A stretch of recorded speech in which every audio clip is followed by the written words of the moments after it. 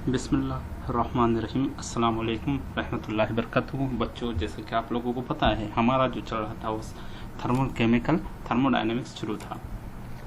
Chemical thermodynamics में आपने इससे पहले देखा था, सिस्टम की तारीफ देखी थी। सिस्टम की किस्में देखी थी। सिस्टम दो किस्मों के होते हैं। सिस्टम को दो तरीकों से जमातबंद किया जाता है।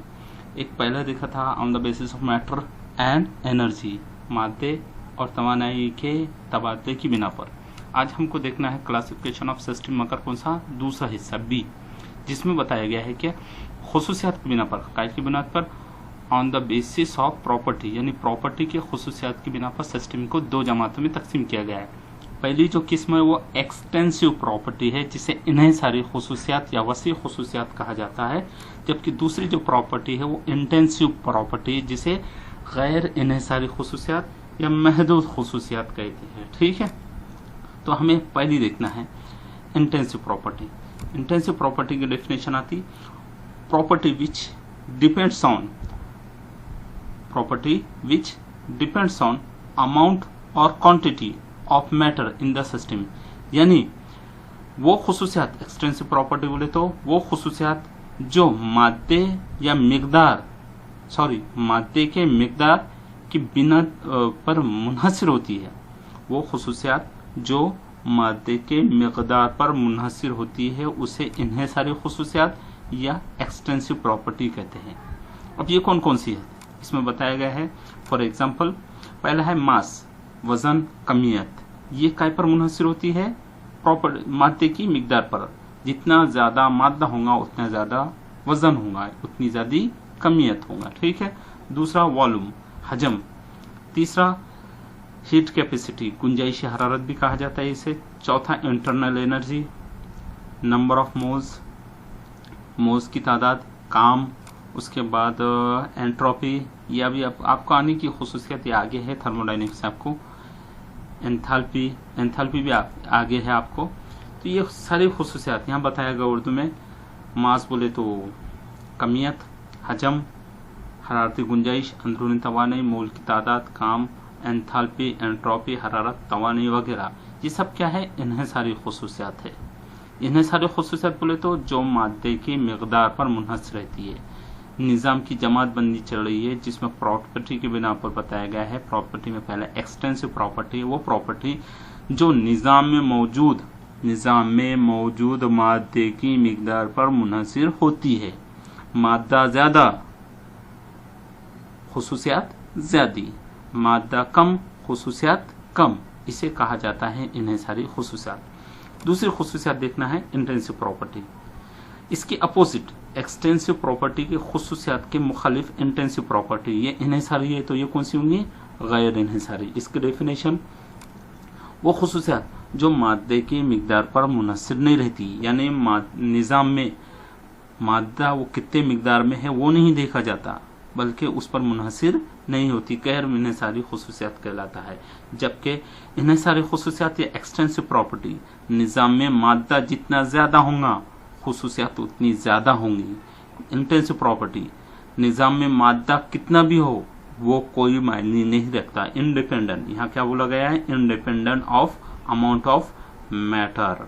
जबकि यहाँ कहा गया है dependent of amount of matter, यानी मादे की मिकदार पर मुनहसर, मादे की मिकदार पर मुनहसर नहीं होती। ये खुसूसियात कौन कौन सी किस्म की है मिसाल के तौर पर बताई गई है। जैसे पहले टेम्परेचर, दर्जे हरारत, ये मादे की मिकदार पर मुनहसर नहीं होता। उसके बाद डेंसिटी, कसाफत, ये भी मादे की मिकदार पर मुनहसर नहीं होता। उसके बाद विस्कोसिटी, उसके बाद प्रेशर, उसके बाद रिफ्रैक्टिव इंडेक्स, उसके बाद सरफेस टेंशन, सतही तनाव, उसके बाद मेल्टिंग पॉइंट, बॉइलिंग पॉइंट और एर्तेकास। ये क्या हो गई? कौन सी खुसूसियात हो गई? गैर इन्हें सारे खुसूसियात। उर्दू में इसे डेंसिटी को कसाफत बोलते हैं, विस्कोसिटी को लज़विजियत कहते हैं, मेल्टिंग पॉइंट, बॉइलिंग पॉइंट, नुक्ते उबाल, नुक्ते जोश, प्रेशर, दबाव, सतही तनाव, सरफेस टेंशन, इनेतापनुमा, रिफ्रैक्शन, टेम्परेचर और एर्तेकास। ये वो खुसूसियात है निज़ाम के जो निज़ाम में मौजूद मादे पर मुनहसर नहीं रहते। अब ये दोनों आपको पढ़ाई में आसान जाएंगे, थोड़ा समझने में भी आसान जाएगा, लिखने में भी आसान जाएगा, मगर इसको अंडरस्टैंड करके अप्लाई करने में तकलीफ है। कैसा? जैसा यहाँ पर टेम्परेचर ये निज़ाम में मौजूद मादे की मुनाद पर मुनहसर नहीं है। मतलब क्या, पानी चाहे आप 1 गिलास गर्म करो या 100 गिलास गर्म करो, वहाँ पानी का टेम्परेचर कितना रहने वाला है, 100 डिग्री सेल्सियस रहने वाला है। चाहे 1 लीटर पानी का दर्जा हरारत गर्म करो तो उसको उबलने के लिए या उबलता है तो 100 डिग्री पर ही उबलेगा। आया समझ में? वैसी ही अगर से 100 लीटर भी पानी लेते हैं तो 100 डिग्री पर ही उबलेगा, यानी ये मादे की मिकदार पर मुनहसर नहीं। जैसे कॉन्सेंट्रेशन, सल्फ्यूरिक एसिड अगर से कॉन्सेंट्रेटेड लेते हैं आप तो चाहे आप 1 लीटर लो उतना ही कॉन्सेंट्रेशन रहेगा, चाहे 100 लीटर लो उतना ही कॉन्सेंट्रेशन रहता, मादे की मिकदार पर मुनहसर नहीं है। डेंसिटी, कसाफत भी मादे की मिकदार पर मुनहसर नहीं है। विस्कोसिटी, इसे लज़्वियत या चिकनाहट कहते हैं, ये भी मादे की मिकदार पर मुनहसर नहीं होती। मिसाल के तौर पर तेल विस्कस होता है या तेल जो होता है उसकी विस्कोसिटी होती है, चाहे 1 लीटर तेल लो उतनी ही चिकनाहट होंगी, चाहे 100 लीटर तेल लो उतनी ही चिकनाहट होंगी। ये भी उसके खुसूसियात मादे की मिकदार पर मुनहसर नहीं रहता। सरफेस टेंशन कहा जाता है सतही दबाव को, चाहे पानी हो, चाहे तेल हो, चाहे कोई भी माय हो, उसको एक टेंशन रहता है या उस पर एक लेयर रहती है जिसे सरफेस टेंशन कहा जाता है। ये सरफेस टेंशन चाहे 1 लीटर लो उसका भी सरफेस टेंशन उतना ही रहेगा, चाहे 100 लीटर लो उसका भी सरफेस टेंशन उतना ही रहेगा। और ये जो खुसूसियात है इन्हें सारे खुसूसियात हैं।